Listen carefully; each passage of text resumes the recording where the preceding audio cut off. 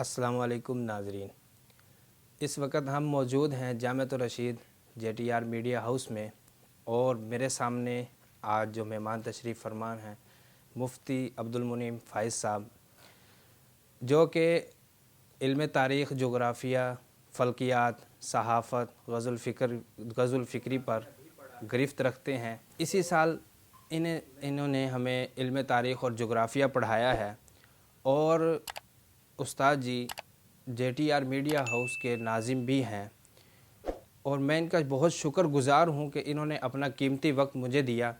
तो चलते हैं उस्ताद जी की तरफ। अस्सलामु अलैकुम वरहमतुल्लाहि वबरकातुहू। वालेकुम अस्सलाम वरहमतुल्लाहि। क्या हाल है उस्ताद जी, खैरियत से हैं? अल्लाह का शुक्र है। उस्ताद जी मेरे पास 2-3 दिन पहले कॉल आई थी दोस्त की, तो सियासत पर कुछ बात हुई, हमारी थोड़ी सी बहस हुई, तो कुछ सवालात उसमें से अख़ज़ किए मैंने और फिर दोस्तों में बैठता हूँ, वहाँ भी कुछ इस तरह की गहमा गहमी होती रहती है, वहाँ से भी कुछ सवाल मैंने इकट्ठे किए हैं। तो मैंने सोचा कि इन सवालात पर आपसे कुछ रहनुमाई ली जाए। सही है। तो वो जो दोस्त मेरा सवाल कर रहा था बार बार एक ही तरफ, जो मुझे लग रहा था उसकी बात से कि ये एक ही तरफ रुख दे रहा है, वो ये था कि हमारे यहाँ एक बहुत ही बुरी चीज़ आम हो चुकी है कि हर पार्टी का एक मेंबर दूसरी पार्टी का जो कायद होता है जी। उनको बुरा भला कहते हैं और बुरा भला कहने में इस हद तक गुजर जाते हैं कि उस पर तोहमतें लगाना, उसके किरदार कशी करना, मतलब कि एक उसको ऐसा करते हैं कि ये बस दुनिया से ख़त्म हो जाए एकदम। तो इसके बारे में उस्ताद जी आप क्या कहते हैं? क्या ऐसा होना चाहिए? और दूसरा मतलब एक होता है तबसरा करना किसी पर कि सियासी पार्टी है उस पर तबसरा करना मुस्बत अंदाज से, तो इसमें उस्ताद जी कुछ? बिस्मिल्लाहिर्रहमानिर्रहीम। ये इस वक्त में सबसे ज़्यादा हमारे मीडिया पे चल रहा है कि जब भी कोई एक पार्टी का सपोर्टर होता है तो वो दूसरी पार्टी के ख़िलाफ़ हर किस्म की झूठी सच्ची बातें जितनी भी हो सकती है वो सारी जमा करता है। आप खुसूसन ट्विटर देखें, अभी तो ट्विटर ने बैन भी कर दिया पाकिस्तान में, चूँकि जो बिल्कुल गैर मेयारी मवाद था और सब स्टैंडर्ड चीज़ें थी, फेक किस्म की वीडियोस थी, तस्वीरें थी, फोटोशॉप की गई तस्वीरें थी, वो सब चीज़ें चल रही थी, तो उसकी वजह से बैन हुआ है। ये उनका आर्टिफिशियल इंटेलिजेंस जो है एप्लीकेशन का, उसने पाकिस्तान को बैन किया है कि इन दिनों के अंदर ये सब बहुत ज़्यादा फेक चीज़ें आ रही हैं। इससे आप अंदाज़ा भी लगा सकते हैं हमारा जो सियासी शऊर है पाकिस्तान में उसका, कि पाकिस्तान में हम में से हर शख्स अपनी जमात को जिताने के लिए, जिसको मैं सपोर्ट करता हूँ उसको जिताने के लिए हम दूसरे के खिलाफ़ झूठ भी बोलते हैं, नफ़रत भी फैलाते हैं, उसकी ग़ीबत भी करते हैं और उसके ऊपर तोहमतें भी लगाते हैं, उसके बारे में झूठी बातें घड़ घड़ करके बताते हैं और सरीह झूठ बोलते हैं। जी जी, ये सब तो शरीयत ने पहले दिन से मना किया। आपको ये हक़ नहीं है कि किसी के लिए झूठ बोलें, ये हक़ नहीं है कि किसी पर तोहमत लगाएं, ये हक़ भी आपको शरीयत नहीं देती है कि जाली चीज़ें आप बनाएं, ये भी हक़ आपको शरीयत नहीं देती किसी की नीयत पर हमले करें। और हम तो दूसरे यानी उसके सामने ये सूरत हाल आ गई कि कोई उम्मीदवार मौजूद हो या कोई भी ऐसी सियासी पॉलिटिकल पार्टी के, उनके सामने झूठ बोला जा रहा होता है, उनके ऊपर सामने इल्ज़ामात लगाए जाए, उनके सामने तोहमतें लगती हैं। सोशल मीडिया सारा इस पे भरा हुआ है। तो ये ज़ाहिर है कि शरीयत का ये हुक्म नहीं है। शरीयत जो हमें कहती है वो ये कहती है कि तुम कव्वामीन लिल्लाहि शुहदा, कि आपको जो है वो अल्लाह के सामने जवाबदेही का खौफ होना चाहिए और ये आपको पता होना चाहिए कि आप जो बात कह रहे हैं वो सच है या नहीं है। वलौ अला अनफुसिकुम, आपकी अपने बारे में अगर कोई बात ऐसी है जो आपकी ऐसी है कि जो गलत है, तो आप अपनी गलत बात का भी एतराफ़ करें। सही है। अपने वालिदैन की जो गलत बात है उसकी भी गलत को आप दुरुस्त नहीं बना सकते हैं। वलौ अला अनफुसिकुम, कि अपने बारे में हो, अपने अविल वालिदैन या आपके वालिदैन के बारे में हो, कुरान का सरी हुक्म है। सही है। आपके करीबी रिश्तेदारों के बारे में है तो भी आप झूठ को सच नहीं बनाने, इसकी इजाज़त नहीं देती शरीयत। सही। तो मतलब आप झूठ को सच बनाना, और ये मुलम्मा साजी हो रही है। تو اس وقت جو سب سے بڑی خلا، جو سب سے بڑا خلا اس وقت ہے، سب سے بڑی خامی جو ہماری سیاست میں آ گئی کہ میں اگر کسی ایک سیاسی پارٹی کا سپورٹر ہوں تو میں ہر اس کی غلط بات کو بھی صحیح کرنے میں لگا ہوا ہوں. ویسے بھی تو ہونا یہ چاہیے کہ میں اس کو سپورٹ کرتا ہوں لیکن اس کی یہ باتیں غلط ہیں، یہ باتیں صحیح ہیں. صحیح. پاکستان میں پورا سچ کسی کے پاس بھی نہیں ہے. ہمارے ہاں حالات جتنے مشتبہ ہو گئے ہیں تو پورا حق ایک ہی پارٹی میں جمع ہو گیا ہو ایسا نہیں ہے. بہت سی پارٹی، مطلب اگر کوئی پارٹی اپنے لوگوں کے لیے بات کر رہی ہے، کسی صوبے کے مسائل پہ بات کر رہی ہے، کسی قوم کے مسائل پہ بات کر رہی ہے، تو جینون مسائل موجود ہیں. آپ کو ان کا پرسنٹیج لگانا پڑے گا کہ جی اس پارٹی کی اتنی پرسنٹ باتیں صحیح ہیں، اتنی پرسنٹ باتیں غلط ہیں. یہاں تک ان باؤنڈریز کے اندر رہ کر جو مطالبات ہیں وہ صحیح ہیں، ان باؤنڈریز سے باہر جب ریاست کی بات آ جاتی تب باتیں غلط ہیں. صحیح. تو یہ مطلب سب سے پہلی چیز، اور مذہبی طبقہ خصوصاً اسے یہ ضرور معیار برقرار رکھنا چاہیے، کیونکہ مذہبی طبقہ جب بائسڈ ہو جاتا ہے، یعنی اس کا جو اوپینین ہے وہ تعصب پر مبنی ہوتا ہے. تو جب اگر مذہبی طبقہ جس نے دین بتانا تھا، سچ بتانا تھا، جھوٹ سے بچانا تھا، غیبت سے بچانا تھا، تہمت سے بچانا تھا، الزام تراشی سے، جعلی چیزوں سے، ان چیزوں کو حرام قرار دینا تھا، وہ خود سب سے زیادہ فوٹو شاپ چیزیں شیئر کر رہا ہوگا، فیک ویڈیوز زیادہ شیئر کر رہا ہوگا، اپنے مقصد کے لیے فیبریکیٹڈ چیزیں زیادہ شیئر کر رہا ہوگا، تو پھر سچ کہیں نہیں ہوگا. اور ہم اسی دور میں ہیں کہ اب سب یعنی دیندار ہوں، جو دوسرے طبقے ہوں، سب اسی کام میں لگے ہوئے ہیں. حالانکہ سر جی ہر ایک بندے کو یہ اختیار ہے کہ وہ اپنی رائے رکھ سکتا ہے، کسی بھی پارٹی کو سپورٹ کر سکتے ہیں، کہ وہ دلائل کی روشنی میں کہ میں ایک پارٹی کو سپورٹ کرتا ہوں، میرے پاس اس کے حق ہونے کے دلائل ہیں، صحیح ہے. اور وہ اس پارٹی کو سپورٹ کرتا ہے، اس کے پاس بھی مطلب اس کے حق ہونے کے دلائل ہیں. تو مطلب ایسا نہیں ہونا چاہیے کہ میں اگر اس کو سپورٹ کرتا ہوں تو میں اس کو برا بھلا کہنا شروع کر دوں. صحیح ہے. صحیح. اور دوسرا استاد جی یہ سوال پوچھنا تھا کہ جو آج کل الیکشن بھی ہوئے ہیں ابھی، اور ابھی جو صورتحال چل رہی ہے، ابھی تک وزیر اعظم بھی نہیں بنے کوئی بھی، اور الیکشن کے جو بارے میں کہ فیک ہوئے ہیں یا ان میں دھاندلی ہوئی ہے یا کوئی اس طرح کی، تو ان حالات میں ہمیں کیا کرنا چاہیے؟ دیکھیں یہ خلفشار جو ہے آج کی بات نہیں. سب سے پہلے یہ سمجھ لینا چاہیے پاکستان میں جب بھی انتخابات ہوئے ہیں تو ہارنے والی پارٹی نے ہمیشہ پاکستان کی 75-77 سالہ تاریخ میں آج تک ایسا نہیں ہوا کہ ہارنے والی پارٹی نے تسلیم کیا ہو کہ جی ٹھیک ہے جی ہم یہ بالکل صحیح ہوئے ہیں، فری اینڈ فیئر الیکشن تھا اور لوگوں نے اپنے دل کی بات کی اور یہ ہمارے راستے میں کوئی رکاوٹ نہیں تھی اور ہم صحیح ہارے. تو پاکستان میں یعنی یہ ہمارا ایک مسئلہ ہے اور اس کے پیچھے کئی وجوہات ہیں، کیونکہ ہمارے ہاں 60% سے کم جو ہے وہ ایجوکیشن کا ریشو ہے. لٹریسی ریٹ پاکستان کا اتنا گرا ہوا ہے، اور وہ بھی لٹریسی کیا ہے وہ ہمیں پتہ ہے کہ نام لکھ لینے والے کو بھی 60% میں شامل کیا ہوا ہے. تو مطلب ہمارے ہاں شرح خواندگی نہ ہونے کے برابر ہے اور سیاسی شعور نہ ہونے کے برابر ہے. اور لوگوں کو جو اس سال کا جو سروے آیا ہے وہ سب سے زیادہ جو لوگ پاکستان میں ووٹ دے رہے ہوتے ہیں کسی بھی پارٹی کو، تو وہ اس کے حق اور سچ ہونے کی وجہ سے نہیں دے رہے ہوتے، وہ دے رہے ہوتے ہیں اپنی پسند ناپسند. اور پسند ناپسند اس وقت میں پاکستان میں کیسے بن رہی ہے، وہ سلیبریٹیز، جیسے کوئی سلیبریٹی بن گئی ہے، وہ اس کے ٹک ٹاک کے اوپر ویڈیوز بن رہی ہیں، اس کے اٹھنے بیٹھنے چلنے پھرنے، اس کے انداز، اس کے فیم کے اوپر لوگ فیصلہ کر رہے ہوتے ہیں. تو مطلب جو جینون مسئلے ہیں پاکستان کے، اپنے پاکستان کی ڈیولپمنٹ سے ریلیٹڈ جو مسئلے ہیں، ایجوکیشن سے ریلیٹڈ ہے، کوئی یعنی پارٹی اپنا ایجنڈا دیتی ہے کہ جی ہم معاشی ریفارمز یہ لے کر آئیں گے. اب آپ امریکہ کے الیکشنز کی بات کریں نا، تو امریکہ کے اندر تو سب سے پہلے ڈیبیٹ چلتی ہے. جو بھی کینڈیڈیٹس ہوتے ہیں وہاں صدر بننے کے لیے، ان دونوں کے درمیان ڈیبیٹس ہوتی ہے. پورا امریکہ اس کو سنتا ہے، لوگ ان سے سوال کرتے ہیں، ہاں بھی اس مسئلے کو حل کرنے کے لیے تمہارا کیا پلان ہے، اس مسئلے کو حل کرنے کے لیے کیا پلان ہے، اس مسئلے کا کیا حل ہے تمہارے پاس. اس کی بنیاد پہ اوپینین میکنگ ہوتی ہے، پورا میڈیا اس کو کور کر رہا ہوتا ہے.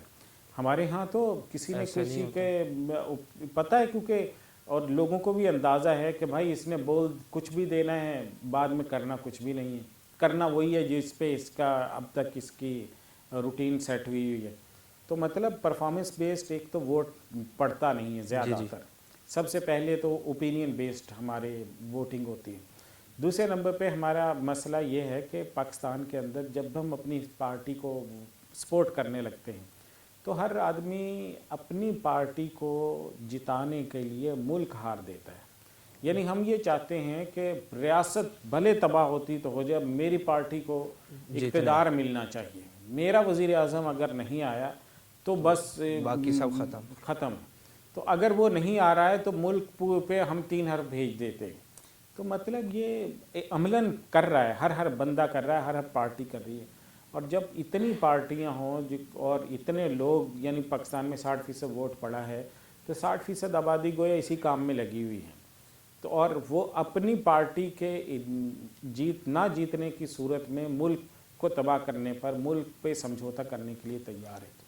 तो मुल्क का डिसिप्लिन कहाँ चला गया है, मुल्क में जो रूल ऑफ लॉ है यानी कानून की हुक्मरानी है वो कहाँ पे पहुँच गई है। हर शख्स जो भी ताकतवर है, मतलब जिसके चंद लोग चाहते हैं वो ताकतवर हैं, वो चाहे तो कानून को वो खेल बना के रख देता है, वो अदालतों में हाजिर नहीं होता, वो पुलिस के सामने जवाबदेह नहीं है। तो मतलब ताकत इतनी, रियासत की ताकत कमज़ोर होती चली जा रही है और लोग ताकतवर होते जा रहे हैं। जब लोग ताकतवर होते चले जाते हैं तो यहीं से फिर तवाइफुल मुलूकी शुरू होती है। यानी जिस तरह से मुगलिया दौर के अंदर हुआ, अंग्रेज़ के आने से पहले ही, जो ईस्ट इंडिया कंपनी के कब्ज़े से पहले ही वो शिवाजी की रियासत इतनी बड़ी बन गई। छोटे सरदारों ने अपने अपने अलहदा से रियासतें बना ली और उन नवाबों ने अपनी फ़ौज रख ली और रियासत से उन्होंने अपने ताल्लुक़ और नाता तोड़ लिया। तो इसी तरह अंदलुस में हुआ, इसी तरह बगदाद में हुआ है। इसी तरह से हम अब अपने मुल्क के साथ कर रहे हैं कि हमारे पास ताकत के कुछ फेमस मराकज़ हैं जो जहाँ पे ताकत मुनहसर होती चली जा रही। तो खुदा न खास्ता ये उसी अनारकी की तरफ हमारी पेशरफ्त है। तो अब हालांकि इस वक्त सबसे बड़ा मसला आप सब बताएं कि पाकिस्तान का क्या है। पाकिस्तान का इस वक्त का सबसे बड़ा मसला मईशत का है। जी। उस पर किसी ने बात की है? मतलब इस पूरे इलेक्शन में आपने कभी सुना हो कि जी इस पे कोई बात कर रहा हो कि पाकिस्तान को IMF के पास जाता है, हर 4 साल बाद हम IMF के पास जा रहे हैं। हमारे पास अभी कितनी हम हैंड टू माउथ आ गए थे कि IMF अगर हमें वो कर ना देता किस्त तो हम डिफ़ॉल्ट हो चुके होते, बिल्कुल दिवालिया हो गए होते। लेकिन उस पर कोई बात ही नहीं कर रहा कि भाई माशी प्लान आपके पास क्या है, महंगाई को रोकने के लिए आप क्या प्लान है, लोगों का जो आम आदमी का मसला है वो क्या है। पाकिस्तान से इतना लाखों की तादाद में लोग मुल्क छोड़ के जा रहे हैं, उसका हल किसी ने दिया? आपस की लड़ाइयाँ हैं, किसी को फ़ौज से मसला है, किसी को सियासी पार्टी से मसला है, किसी को कोई और अदलिया से मसला है। तो आपस के झगड़े, ये ज़ाती मफादात, इसी को कहते हैं कि आपके ज़ाती मफाद रियासत के मफाद से बालातर हो जाते हैं। सही। हालांकि पेट्रोल जो है वो भी इतना महंगा हुआ है और इस बार तो बिल भी बहुत ज़्यादा आए हैं, गरीब। एक वीडियो में देख रहा था, उसमें वो बता रहा था मैं तो मज़दूर बंदा हूँ, 22,400 कुछ इतना उसका गैस का बिल आया था। सही है, बिल्कुल। और इसमें जो सबसे अहम मिसिंग पार्ट है ना, वो ये है जिस पे कोई बात नहीं कर रहा, वो ये है कि रियासत की शरीयत ने क्या अहमियत दी है। देखिए, एक तो हमें अब नज़र आ रहा है ना, अगर हमारी रियासत कमज़ोर होगी तो मुल्क तबाह होता चला जाएगा, जिस तरह से अब हम देख रहे हैं। और दूसरे नंबर पे कुरान ने, हदीस ने, शरीयत ने बड़े वाज़ेह लफ्ज़ों में बताया है। और हमारे इस्लामी उलूम में तो ये बात लिखी गई है कि इसके नबूवत के बाद जो सबसे बड़ा रुतबा है वो इमामत कुबरा का। इमामत कुबरा ये है कि खिलाफत, कि आप अपने अल्लाह के खलीफा बनते हुए आप हुकूमत करें। बिल्कुल सही है। एक खिलाफत का वो तस्वुर है जो हम खुलफाए राशिदीन पे कहते हैं, वो खुलफाए राशिदीन। लेकिन आम जो है कि आप रियासत का हुक्मरान बनाएं और रियासत का जो हुक्मरान है वो अल्लाह के हुक्मों पर अमल करते हुए। और कुरान ने जो ये फरमाया है कि अल्लज़ीना इन मक्कन्नाहुम फिल अर्ज़ अक़ामुस्सलाह, कि अगर वो अल्लाह ताला उनको ज़मीन पे वो कोई हुक्मरानी देता है तो वो फिर नमाज़ें कायम करवाते हैं, नेकी का हुक्म करते हैं, बुराइयों से मना करते हैं, इस्लाम के अहकाम पर अमल कराते हैं। और कुरान ने हज़रत दाऊद अलैहिस्सलाम का, हज़रत सुलेमान अलैहिस्सलाम का, इनको खलीफा बनाने का ज़िक्र जितनी अहमियत के साथ किया। और फिर हुज़ूर सल्लल्लाहु अलैहि वसल्लम ने जितनी अहादीस के अंदर ज़ोर दिया हज़रत उबादा इब्न सामित रज़ी अल्लाह अन्हु की वो हदीस है कि हुज़ूर सल्लल्लाहु अलैहि वसल्लम ने फरमाया कि हुज़ूर सल्लल्लाहु अलैहि वसल्लम ने हमसे बैत की कि हम इताअत करेंगे तंगी में भी और आसानी के अंदर, बिल्कुल। मनशतिना व मकरहिना, हम खुश हों या नाराज़ हों, व अल्ला नुनाज़िअ अल-अम्र अहलहू, और हम हुक्मरान से यानी साहिब इक़्तिदार से झगड़ेंगे नहीं। और कुरान हदीस में ये वाज़े तौर पर कहा गया है कि मन फ़ारक़ल जमाअत शिबरन फ़क़द खाला रिबक़त अल-इस्लामी मिन उनुकी। एक दूसरी हदीस के अंदर यह है फ़माता माता मीततन जाहिलिया, कि जो रियासत से कट जाता है या हुकूमत से अपने रियासत से अलग थलग होता है, उसके ख़िलाफ़ आ जाता है, तो वो जिहालत वाली मौत मरेगा, यानी वो मुसलमान होकर नहीं मरता। फ़क़द खाला रिबक़त अल-इस्लाम मिन उनुकी, मतलब वो मुसलमान ही नहीं रहता है। सही। तो ये इतनी बड़ी अहमियत रियासत की जो दिलाई जा रही है, वो इस हम लोगों के लिए दिलाई जा रही है ना, कि रियासत सबसे पहले, सबसे मुक़द्दम। सियासी पार्टियां हैं, ज़ाती वफ़ादात हैं, शख्सियात हैं, आपकी मोहब्बत है, आपका ताल्लुक़ है, वो वाबस्तगी है, वो दूसरे नंबर पर आती है। सही। तो दूसरा सवाल उस्ताद जी मेरा ये है कि पाकिस्तान की सियासी माशी माशरती तरक्की में उलमा ने क्या किरदार अदा किया है? अगर किया है तो फिर आज का नज़र क्यों नहीं आता? क्योंकि लोग सपोर्ट नहीं कर रहे उलमा को, और अगर नहीं किया तो क्यों नहीं किया? देखिए ये जो आपने कहा सियासी और माशी एतबार से, तो देखें एक बिल्कुल अलग से फील्ड है, और हमें सबसे पहले तो इस पर बहस करनी चाहिए कि उलमाए किराम का डोमेन क्या है, दायरा कार क्या है। सही। हमारे पास इस पर गुफ्तगू नहीं होती है कि इस वक्त में 2024 में, देखिए 1857 की जंग आज़ादी में एक और जगह पे हम खड़े हुए थे, जब अंग्रेज़ का एक कब्ज़ा हो गया था और मुसलमान एक दूसरी सूरत हाल में थे। फिर 1947 के अंदर जब पाकिस्तान बनता है, तब एक और सिचुएशन थी, पाकिस्तान नया बना था। इस वक्त 2024 में ज़माना बदल गया, ये 2023 भी नहीं है, ये 2022 नहीं है, मतलब एक बहुत बड़ी एडवांसमेंट हो चुकी है। तो इस वक्त सबसे पहले तो उलमाए किराम को इस पर सोचने की ज़रूरत है कि हमारा डोमेन क्या है। हम मुआशरे के अंदर क्या सिर्फ इल्म दीन, इमामत के लिए, दीन की गुफ्तगू करने के लिए यही काम करेंगे, या हुजूर सल्लल्लाहु अलैहि वसल्लम के दो शानें थीं, एक हुजूर की शान थी दावत वाली, और दूसरी हुजूर सल्लल्लाहु अलैहि वसल्लम की ये अमारत और खिलाफत वाली शान थी कि हुजूर सल्लल्लाहु अलैहि वसल्लम रियासत के भी सरबराह थे, साथ साथ सबसे बड़े दाई थे, अल्लाह के पैगंबर भी थे, अल्लाह के पैगाम पहुंचाने वाले भी थे, बिल्कुल। और फिर सिर्फ अल्लाह के पैगाम पहुंचाते नहीं थे, उसको नाफिज भी करते थे, यानी हुकूमत भी आपके पास थी। तो हुजूर सल्लल्लाहु अलैहि वसल्लम की जो शान दावत है, सिर्फ हम उस तक महदूद रहेंगे, उसका दायरा कार क्या होगा? हम मसलन मदारिस के लोग, अब हम जो तलबा पे अपने यहाँ ग्रो कर रहे होते हैं, उनको जो चीज़ें हम पढ़ा रहे होते हैं, उनको हम किस हदफ के लिए तैयार कर रहे हैं? सबसे पहले तो इस पर ही हमारे यहाँ कोई सोचा समझा मंसूबा नहीं होता है। उनका ज़हन हमने बनाना क्या है, कहाँ पर लेकर जाना, मंजिल हमारी क्या। हम जो मदारिस बना के बैठे हैं, यहाँ का जो तालिब इल्म फाजिल निकलेगा, वो सिर्फ इमाम मस्जिद होगा और मदरसे में खिताब मुदर्रिस बन जाएगा, अवामी खिताब कर लेगा, मुअज्जिन होगा, ये 3-4 दायरे हैं। या वो इससे आगे निकल कर भी सियासत में भी जाएगा, हुकूमत में भी जाएगा, वो मईशत के मैदान में भी जाएगा, वो तालीमी इदारों में भी जाएगा, वो यूनिवर्सिटीज़ में भी जाएगा।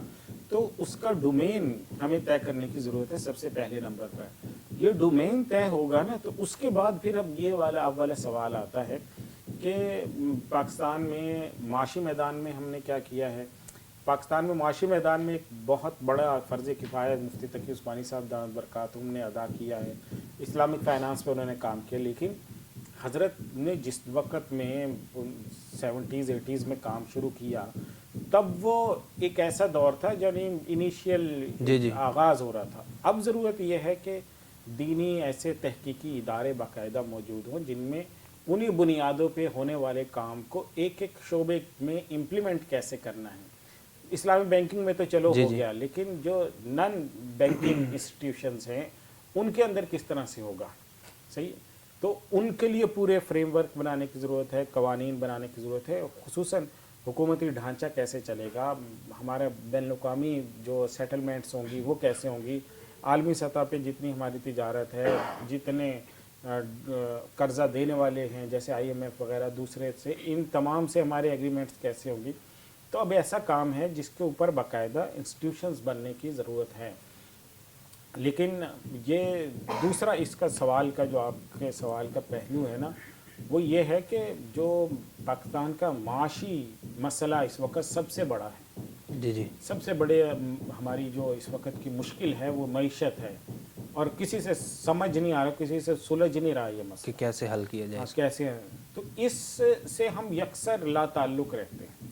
یعنی ہمارے علماء کی جو گفتگو ہے یا ہمارے جو ایشوز ہوتے ہیں وہ مدارس کے طلبہ ہیں, مدرسوں کی آزادی ہے, دین کی آزادی ہے, مسجدوں کی آزادی, مطلب ان میں جو محصور رہتی ہے. لیکن ہم جو عام آدمی جس سے سب سے زیادہ سفر کر رہا ہے وہ معیشت ہے. تو معیشت کے حوالے سے ہماری کیا پلاننگ ہے, معاشی میدان میں ہم کوئی فارمولہ رکھتے ہیں, کوئی پلاننگ ہم نے کی ہے, کوئی اس کا روڈ میپ ہم نے بنایا ہے. تو میرے خیال میں اس کی بھی بہت کمی ہے, خصوصاً وہ مذہبی جماعتیں جو اقتدار کی اس سیاست میں حصہ دار بنتی ہیں, ان کی سب سے بڑی ذمہ داری ہے کہ وہ اس کا فریم ورک بنا کر دیں کہ ملک جو ہے وہ معاشی طور پر انڈیپینڈنٹ کیسے بنے گا اور اس میں ان کا لائحہ عمل کیا ہوگا. صحیح. جی, جو اسلامی جماعتیں ہیں سیاسی جتنی بھی ہیں, کیا یہ سب متحد ہو سکتی ہیں آپس میں؟ دیکھیں یہ تو ایک ایسا سوال ہے جس میں ہو سکنے کو تو کیا ممکن نہیں ہے, لیکن ہونا تو یہ بھی چاہیے کہ پاکستان میں جتنی بڑی سیاسی پارٹیاں ہیں, جی, یہ جتنی اور مختلف جگہوں کی, قوموں کی, عصبیتوں پر مبنی, علاقوں پر مشتمل کئی جماعتیں ہیں, تو ان کے بجائے دنیا میں جس طرح امریکہ میں سسٹم چل رہا ہے, یہ ڈیولپ کنٹریز میں ہوتا ہے کہ دو بڑی پارٹیاں ہوں, ان کے درمیان کمپٹیشن چلے اور ان میں سے کمپیٹنٹ لوگ آئیں, ان کی بنیاد جو ہے وہ موروثیت کے اوپر نہ چل رہی ہو, ان کی بنیاد جو ہے وہ صلاحیت پر مشتمل ہو, کمپیٹنسیز کے اوپر مشتمل ہو. تو ایسا ہونا تو یہ چاہیے, لیکن بدقسمتی سے نہیں ہو رہا. تو بالکل ایسے یہ بھی سوال ہے کہ مذہبی جماعتیں جو ہیں ان کو ایک ہونا چاہیے. ہوئے تھے تو انہوں نے ثمرات بھی دیکھے تھے. MMA کی جو حکومت بنی مشرف دور میں, تو اس کا کتنا امپیکٹ تھا, اور اب آپ امپیکٹ دیکھیں 2 3 4 بالکل ایسے ہی ہے. تو یہ مطلب ایک زوال ہے اتحاد نہ ہونے کی وجہ سے. اور دوسری بات یہ بھی ہے کہ مذہبی جماعتوں سے شاید لوگوں کو وہ امید بھی نہیں ہے جو دوسری پارٹیوں سے ہیں, یعنی کیونکہ مذہبی جماعتیں اپنے ووٹرز کو مطمئن کرنے کے لیے عام آدمی کے جو مسئلے ہیں, غربت کا ہے, کرپشن کا ہے, بدعنوانی کا ہے, وہ ان مسائل پر, اسی طرح معیشت کے مسائل ہو گئے, ایجوکیشن اور تعلیم کے مسئلے ہو گئے, تو اسی طرح نوکریوں کے, بے روزگاری کا مسئلہ ہو گیا. تو یہ چند جو بڑے مسئلے ہیں پاکستان کے, ان پر ہمارے ہاں گفتگو, ان کو ہم ایشو نہیں بناتے. چوتھا سوال یہ ہے کہ کیا ایسا نظام ہو سکتا ہے جو معیشت کا نظام, یعنی کہ اسلامی اصولوں پر ہو, اور ہم نے وہ اصول یا نظام دیا ہو تاکہ معیشت ان اصولوں پر چلے, وہ نظام ایک چلے ملک میں, اور معیشت ہماری ٹھیک ہو جائے اور ملک ہمارا ترقی کرنے لگ جائے؟ دیکھیں اس میں یہ ایک بہت اہم سوال ہے مذہبی طبقوں سے بھی اور پوری دنیا کے مسلمانوں سے, ساری دنیا کے جو اسکالرز ہیں ان سے.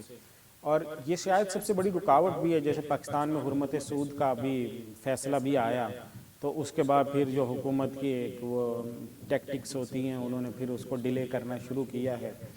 تو یہ سب سے بڑا مسئلہ یہ ہے کہ ابھی تک دنیا میں, پوری دنیا کے اندر, اس جدید دنیا میں کوئی ایک ایسا ملک آپ نہیں دکھا سکتے جس نے اپنا 100% نظام معیشت اسلامی خطوط پر استوار کیا ہو اور ملک چلا کر دکھایا. صحیح. یعنی یوں سمجھیں کہ ہمارے پاس ایک ایسا فارمولہ ہے جس کو ابھی تک آزمایا نہیں گیا ہے.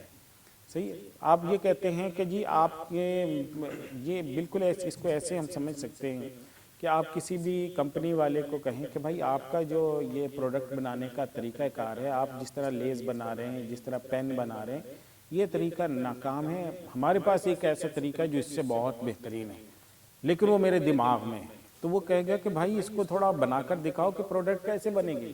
جی جی آپ کہو کہ آپ مجھے آ کر کہو کہ بھائی موبائل چھوڑ دو، اس میں بہت خرافات ہیں، میرے پاس اس سے بڑا متبادل ہے اور آپ کے سارے مسئلے بھی حل ہوں گے، تو ہم کہیں گے کہ ہاں بھائی اس کو ایکسپیریمنٹ کر کے دکھاؤ، اس کو چھوٹے لیول پہ آپ ایکسپیرینس کرو گے تو پھر آپ ہم دیکھیں گے۔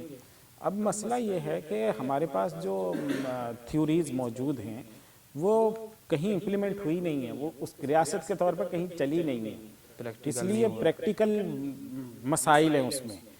ہم ابھی تو مسئلہ یہ بنا ہوا ہے کہ وہ سودی نظام جس پہ پوری دنیا چل رہی ہے، جس کو ہزاروں دفعہ آزمایا جا چکا ہے، ہم لوگ اس نظام کو لے کر بھی ملک نہیں چلا پا رہے ہیں، یعنی سود پر مشتمل جو نظام ہے اس سے ہمارا ملک نہیں چل رہا ہے۔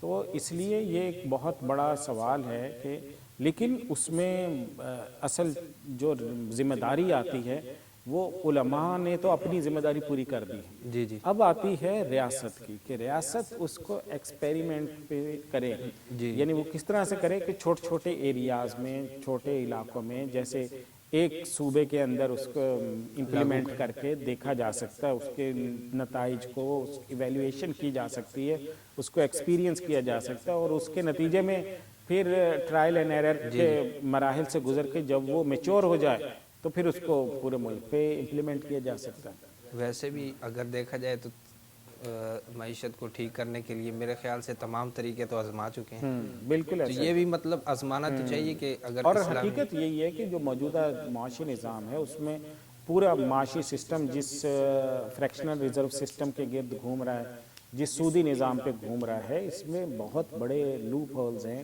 ایک بیلون اکانومی جو بنی ہے اس میں بہت بڑے مسائل ہیں، اور ہر 10-20 سال کے بعد کوئی نہ کوئی ریسیشن آتا ہے، یعنی ایک کساد بازاری آتی ہے، اس کے نتیجے میں پوری دنیا جو ہے معاشی طور پہ تباہ ہوتی ہے۔ تو اس ساری صورتحال سے نکلنے کے لیے جو اسلام کا نظام ہے اس کو امپلیمنٹ کریں گے تو یہ سارے مسائل ظاہر ہے۔ سود کے اوپر اللہ تعالیٰ نے تو بڑے واضح لفظوں میں یہ کہا ہے کہ اللہ تعالیٰ سود کو گھٹاتا ہے، تو اللہ نے جس پر گھٹانے کا وعدہ کیا ہے، جس کے اوپر اتنی وعید قرآن اور حدیث میں، تو اس کی خرابیاں ہیں جو ہم یہ سب دیکھ رہے ہیں، جو ملکوں کے اندر ہم اتنی محنت اور اتنی زبردست قوم ہے اس کے باوجود زوال کا شکار ہے۔ بالکل اسی سے متعلق سر جی اگلا سوال ہے کہ ایک طرف تو ہم کہتے ہیں نا کہ اسلامی اصول پیش کیے جائیں معیشت کے اوپر، دوسری طرف سیکولر طبقہ یہ کہتا ہے کہ مذہب کو ریاست سے نکالا جائے تاکہ ریاست ترقی کرے۔ جس ریاست میں مذہب رکاوٹ بنتے ہیں، مذہب کا دخل ہوتا ہے تو وہ ریاست ترقی نہیں کرتی۔ صحیح ہے۔ تو کیا ایسا ممکن ہے کہ مذہب کو نکال دو اور پھر ریاست اصل میں اس کے اندر شاید سب سے بڑا مسئلہ یہ ہے کہ جو مذہبی طبقہ ہے، ابھی ہمارے مذہبی طبقے نے پچھلی کئی صدیوں سے اقتدار سنبھالا بھی نہیں ہے، جی جی یعنی ان کے پاس مذہبی طبقے کوئی ایسا نمونہ موجود نہیں ہے جس کو لوگ فالو کریں۔ ایک نمونہ ابھی بنا ترکی کے اندر، طیب اردگان نے کام کیا اور اپنی پوری سیکولر اسٹیٹ کو پچھلے تقریباً 20-22 سال کے اندر اس نے کہاں سے کہاں پر لا کھڑا کیا، اور اس کے نتیجے میں اس کا جو معیشت ہے وہ کہاں پہ پہنچ گئی، ان کی جو ملک ہے وہ کتنا ترقی یافتہ ہو گیا، یورپ سے کمپیٹ کر رہے ہیں ترکی والے، تو اور عالم اسلام کو لیڈ کر رہے ہیں، معاشی اعتبار سے لیڈر ہیں واقعتاً۔ تو اس طرح کے ماڈلز یہ چیز ہے جو وہ دکھانے کی ہے۔ ہم اگر صرف تقریریں کرتے رہیں گے، نعرے مارتے رہیں گے تو تقریریں اور نعروں پر تحریکیں نہیں چلتی ہیں۔ مولانا ابو الحسن ندوی نے بھی کہا ہے نا کہ یہ اس کے پیچھے آپ کو تحریک کرنی، آپ کو آج کے دور میں اسلامی احکام امپلیمنٹ کرنا، لوگوں کے ذہنوں کے قریب لانا، قابل قبول بنا کر دینا، یہ سب سے بڑا چیلنج ہے۔ تو اگر ہم اپنے لوگوں کو مطمئن نہیں کر سکتے، اپنے ملک کے لوگوں کو، تو ظاہر ہے کہ یہ پھر نظام ہمارا چلے گا نہیں۔ صحیح۔ اور سر جی معیشت کے اوپر ہی اگلا سوال جو ہے وہ معیشت پر ہی ہے کہ وہ تاریخ کو اٹھا کے دیکھیں، پہلا دور تھا جب واسکو ڈا گاما اور کولمبس دونوں ایک ہی جگہ سے چلے تھے، ایک نے ریڈ انڈین دریافت کیا امریکہ اور ایک ادھر دوسرا انڈیا دریافت کیا. تو اس وقت کی بات ہے کہ لوگوں کو یورپ کی طرف لے کر جاتے تھے زبردستی. اور آج یہ دور ہے کہ مطلب مہنگائی سے تنگ آ کر لوگ باہر کا رخ کرتے ہیں کہ وہاں جاتے ہیں اور وہاں سے کچھ مزدوری کریں گے, کچھ پیسے کما کے اپنے پاکستان بھیجتے ہیں گھر والوں کو. تو اب اس وقت تو لے کر جاتے تھے, لیکن آج یہ دور ہے کہ آج وہ جانے نہیں دیتے اپنے ملک میں. صحیح. اس کی کیا وجہ ہے؟ حالانکہ جانا تو وہاں بھی کام کے لیے ہے, کوئی فساد نہیں کرنا, وہاں پہ جا کے مزدوری کرنی ہے. صحیح ہے. تو آج کیوں نہیں جانے دیتے وہ؟ دیکھیں اس کی سب سے شاید میں سمجھتا ہوں کہ ایک بنیادی فرق جو ہماری اور ان کی ریاستوں میں ہے وہ نظام انصاف کا نہ ہونا ہے. ہمارے ہاں نظام انصاف پہ جتنا کمپرومائز ہو گیا, ہر طاقتور نے انصاف کو اپنے عدل کو ریاست کو کھلونا بنا کے استعمال کرتا ہے, ہر طاقتور کرتا ہے. تو اور جس طرح سے ہم لوگ نے سلوک کیا ہے انصاف کے ساتھ, اس کے نتیجے میں وہاں پہ قانون ہے, سب کے لیے برابر ہے. قانون شکنی کرے گا, وزیر کرے گا, مشیر کرے گا, صدر کرے گا, وزیر اعظم کرے گا, سب کٹہرے میں کھڑے ہوں گے. تو یہ ایک بنیادی فرق ہے جس نے یہ صورتحال پیدا کی. لیکن میں پاکستان کے تناظر میں تھوڑی زیادہ مایوسی ہوتی ہے, لیکن اس کو بھی یہ دیکھنا چاہیے کہ پاکستان کو اللہ تعالیٰ نے جتنی نعمتوں سے نوازا ہے, جتنے اچھے لوگ یہاں پہ موجود ہیں, جتنے کمپیٹنٹ لوگ موجود ہیں, ویسا ہمیں سیاست میں نہیں نظر آتا ہے, ویسا ہمیں اقتدار پہ حاوی جو لوگ ہیں ان میں نظر نہیں آتا. تو یہ ایک مسئلہ ہے. تو پاکستان کے جو روٹ یعنی بنیادوں کے اندر جو چند مسئلے پڑے ہوئے ہیں ان کو صحیح کرنے کی ضرورت ہے. کرپشن اب سب سے بڑا مسئلہ ہے کہ آپ اگر 100% صحیح بھی ہوں گے تو رشوت دیے بغیر آپ کا صحیح کام بھی نہیں ہوگا. جی جی, اس لیے اور جو غلط بندہ ہے اسی لیے لوگ غلط کام بھی رشوت دے کے کروا لیتے. تو مطلب کام ہوگا ہی رشوت سے, صحیح ہوگا یا غلط اس پہ کوئی مدار ہے ہی نہیں. تو یہ کسی بھی ریاست کے لیے بہت الارمنگ ہوتا ہے. لیکن پاکستان کے علاوہ میں آپ ملائیشیا میں چلے جائیں, آپ سعودی عربیہ میں چلے جائیں, قطر میں چلے جائیں, آپ کویت میں چلے جائیں, آپ ترکی میں چلے جائیں, تو یہ ڈیولپ کنٹریز ہیں, اسلامی ممالک ہیں. تو اسلامی ممالک ان کے لوگ ایسے نہیں ہوتے کہ وہ ڈنکیاں لگا لگا کے یورپ میں جا رہے ہوں, خفیہ طریقے سے وہاں گھسنے کی کوشش کر رہے ہوں. تو وہاں ظاہر ہے کہ ریاست نے اپنے لوگوں کا خیال رکھا ہے. تو اپنے ملک میں انہوں نے لوگوں کی ویجز ہیں, ذرائع آمدن ہیں, تو ان پہ انہوں نے نظر رکھی. اور میرے خیال ہے کہ پاکستان میں بھی اتنا زیادہ نہیں ہے. اصل میں دوسرا ہمارے ہاں سب سے بڑا مسئلہ یہ آیا ہے کہ ہم ایجوکیشن میں بہت پیچھے ہیں, تعلیم میں. اور تعلیم جب کمزور ہوتی ہے کسی بھی قوم کی تو اس کی ترجیحات کمزور ہو جاتی. ہماری ترجیحات ہی نہیں ہیں ملک, ہماری ترجیحات ہی ریاست نہیں ہے. ہم میں سے کوئی شخص اپنے وطن سے محبت ہی اگر نہیں کرتا تو وہ ملک سے بھاگے گا ہی صحیح نا. جتنی نفرت اس وقت میں سوشل میڈیا پہ اپنے ملک کے بارے میں کہی جا رہی ہے, حالانکہ وطن سے تو محبت ہونی چاہیے. حضور صلی اللہ علیہ وسلم جب مدینہ تشریف لائے تو کس طرح سے مکہ کا ذکر کرتے تھے, حضرت بلال کے اشعار موجود ہیں. تو یہ مطلب وطن سے جو محبت ہے وہ اس میں بہت کمی ہے ہمارے یہاں. تو ہم لوگوں نے ہر شخص چونکہ, اور میں یہ سمجھتا ہوں کہ اس میں سب سے اہم کردار جو ہے ہمارے سوشل میڈیا کی جو بے مہار آزادی ہے اس نے دیا. کہ کوئی پوچھنے والے ہی نہیں ہے. ہر اخبار میں خبر وہ بنتی ہے جس میں مایوسی پھیلے. جو جتنی مایوسی پھیلاتی ہے وہ اتنا زیادہ ہٹ ہو جاتی ہے خبر. جو جتنی نفرت پھیلاتا ہے وہ اتنا پروگرام ہٹ ہو جاتا ہے, وہ ویڈیوز اتنی ہٹ ہوتی ہیں. تو یہ چونکہ لٹریسی ریٹ کم ہے, شعور اور آگہی کی کمی ہے, تو مایوسیوں کا بیوپار ہوتا ہے, تجارت ہوتی ہے پاکستان میں مایوسی کی, نفرت کی. تو اس مایوسی اور نفرت کے نتیجے میں الٹیمیٹ رزلٹ یہ ملتا ہے کہ لوگ پھر کہتے ہیں کہ یار ایسی ریاست میں کیا رہنا ہے. اور ایک چھوٹے چھوٹے لوگ نہیں, آپ دیکھیں سوشل میڈیا انفلوئنسرز یہ بات کر رہے ہیں, بڑے بڑے نام ہیں, آپ کو نظر آئے گا پاکستان سے بھاگ جاؤ, زندہ بھاگو. جی جی. تو یہ ٹرینڈ ہے. جہاں پہ یہ ٹرینڈ ہو تو وہاں سب سے پہلی چیز لوگوں کا مورال بحال کرنا ہے اور لوگوں کو مطمئن کرنا ہے اور سسٹم کی اصلاح ہے. اگر لوگ چھوڑ کر جائیں گے تو اس وطن کو کون سدھارے گا؟ اگر سب پڑھے لکھے لوگ امریکہ یورپ میں چلے جاتے ہیں تو یہاں پہ کون درست کرے گا؟ یہاں تو پھر آپس میں خلفشار رہ جائے گا، وہ لوگ رہ جائیں گے جو بالکل نیم خواندہ ہوں گے، آپس میں لڑ جھگڑ رہے ہوں گے. تو باہر اور پریکٹیکل بھی نہیں ہے کہ آپ سب لوگ ملک چھوڑ کر بھی نہیں جا سکتے. تو اس لیے بہت سنجیدگی سے ان چیزوں کو لینے کی ضرورت ہوتی ہے کہ ہم ریاست کو، اپنے وطن کو سب سے پہلی ترجیح بنائیں گے تو پھر جا کر یہ مسائل ہمارے حل ہوں گے. بالکل اسی سے متعلق ہے کہ جب نگیٹو سوچتے ہیں ہم، کسی کے بارے میں برا سوچ رہے ہوتے ہیں، کہ اب بات فوج کی لے لیتے ہیں کہ دنیا پر پاکستان کی فوج پہلے نمبر پر ہے، لیکن ہم اگر بات کرنے پہ آئیں تو پاکستانی فوج کے خلاف ہم اس طرح بات کرتے ہیں کہ جیسے یہ ہمارے ہمدرد نہیں بلکہ ہمارے دشمن ہیں، اور یہ ہمارے محافظ نہیں ہیں بلکہ یہ ہمیں کہیں اور بھیج دیں گے، یا ایسے مطلب ایسا انتشار یا مخالفت فوج کے خلاف. تو یہ کرنی چاہیے نہیں کرنی چاہیے؟ کیا یہ شعور ہونا چاہیے؟ دیکھیں گھر میں بھی لڑائیاں ہوتی ہیں نا، دو بھائیوں میں لڑائی ہوتی ہے، گھر میں رائے مختلف ہوتی ہے، دو بہنوں کی آپس میں رائے نہیں ملتی ہے، لیکن آپس میں جب ہمارے اختلاف ہوتے ہیں تو کیا ہم اس کو ایسے محلے بھر کو جا کے بتاتے ہیں کیا؟ یا ہم اپنی جو آپس کے مسئلے ہوتے ہیں وہ ہر بندے کو جا کے ہوتا ہے، یا آپس میں لڑائی ہم اتنی بڑھا لیتے ہیں کہ ایک دوسرے کی قتل اور مارنے پر آ جائیں.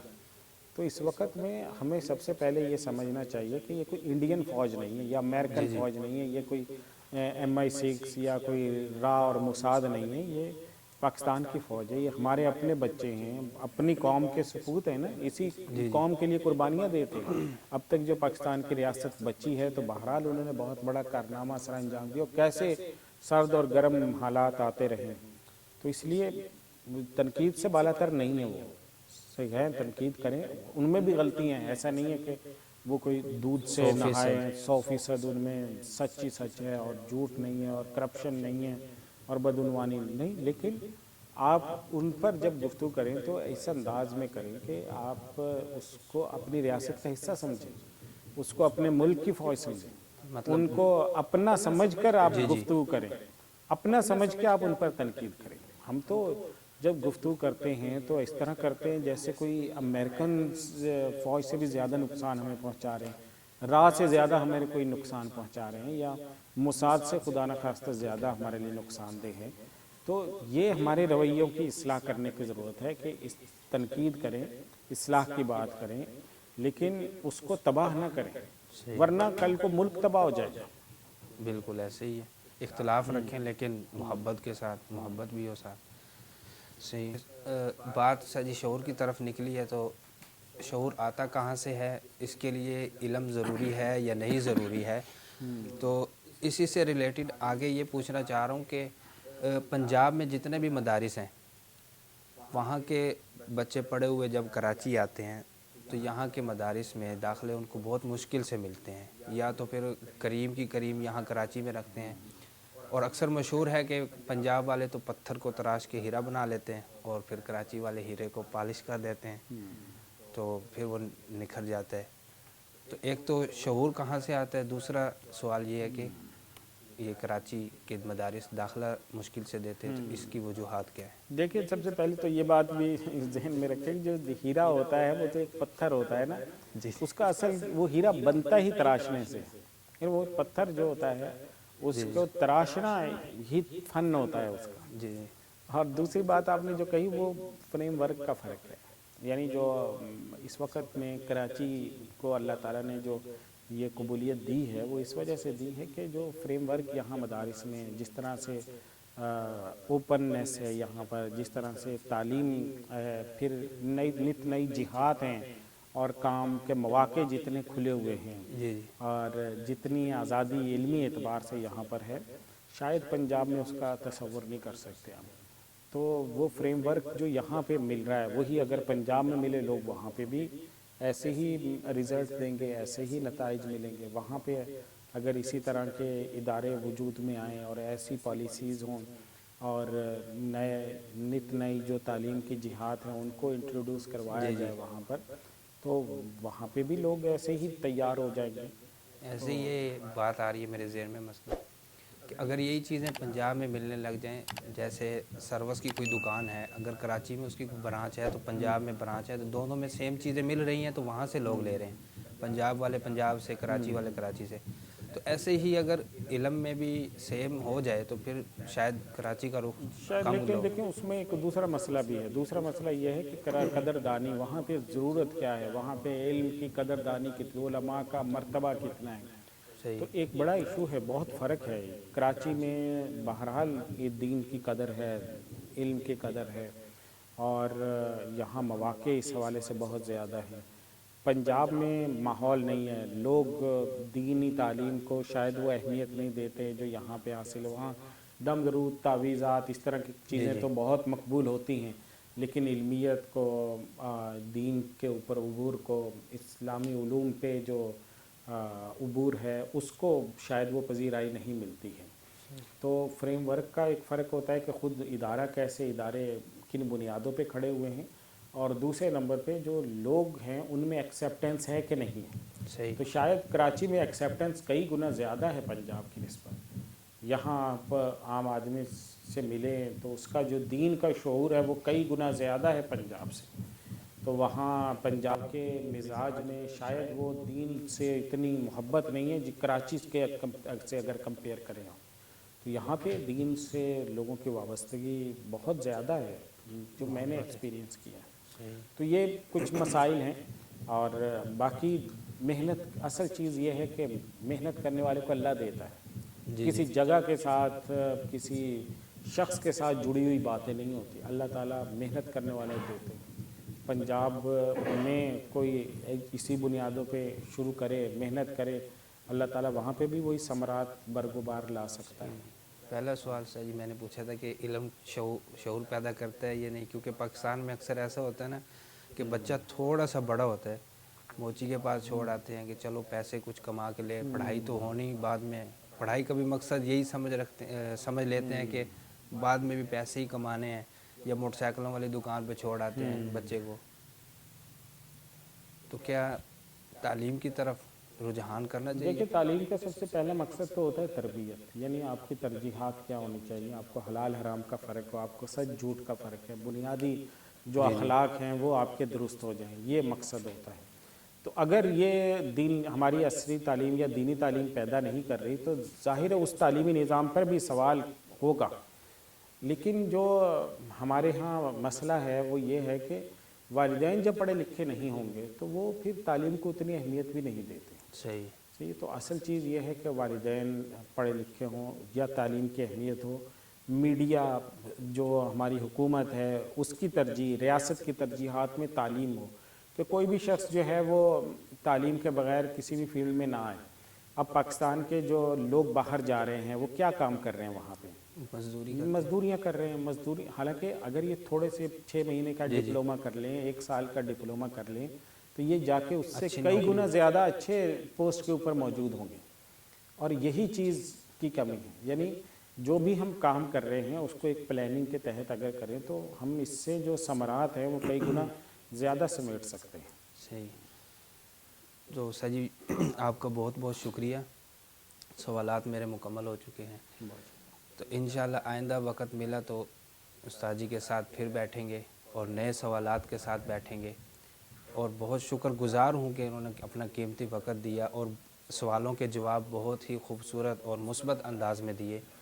تو ایسے سوالات اگر آپ کے پاس بھی ہوں تو آپ بھی کمنٹ میں آپ ہمیں بھیج سکتے ہیں. تو انشاءاللہ ملتے ہیں ہم آپ سے اگلی ویڈیو میں. اللہ حافظ.